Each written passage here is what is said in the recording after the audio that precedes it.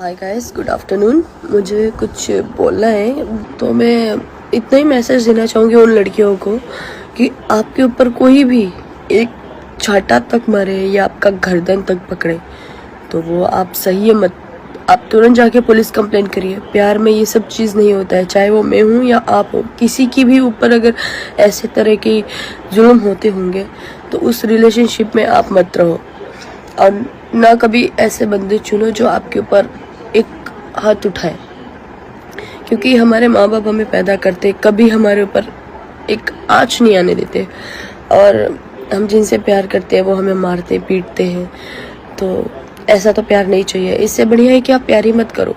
तो दोस्तों, आकांक्षा दुबे की इस वीडियो को देखकर ऐसा साफ साफ पता लग रहा है कि वो अपने रिलेशनशिप को लेकर कहीं न कहीं परेशान थी, तभी उन्होंने ऐसा गलत कदम उठाया था। फिलहाल दोस्तों, आपके इस बारे में क्या है कहना, हमें अपनी राय कमेंट पर दें, और साथ ही साथ ऐसे ही न्यू अपडेट्स के लिए हमारे चैनल को सब्सक्राइब कीजिएगा और वीडियो को लाइक कीजिएगा। धन्यवाद।